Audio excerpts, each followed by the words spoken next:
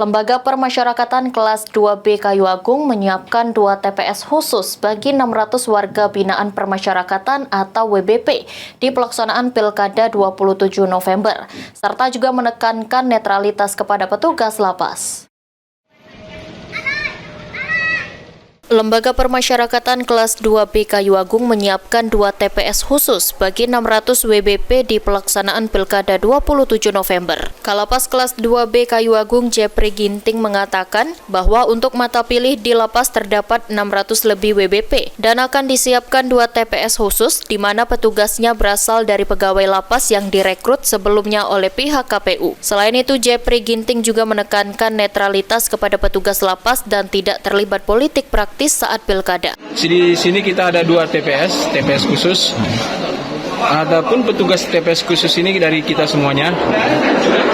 Dan untuk jumlah pemilih warga binaan kita itu kurang lebih 600 orang. Itu pun 670-an kalau nggak salah.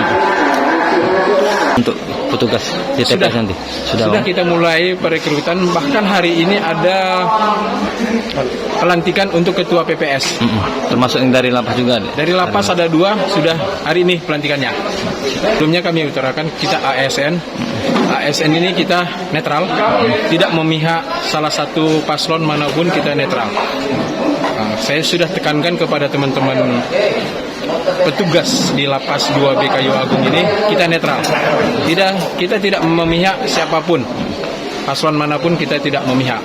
Untuk petugas yang akan bertugas di 2 TPS khusus terdapat 2 orang dan sudah mengikuti pelatihan serta pelantikan pada Kamis kemarin bersama petugas KPPS se-Kabupaten Oki. Novan Wijaya, PAL TV.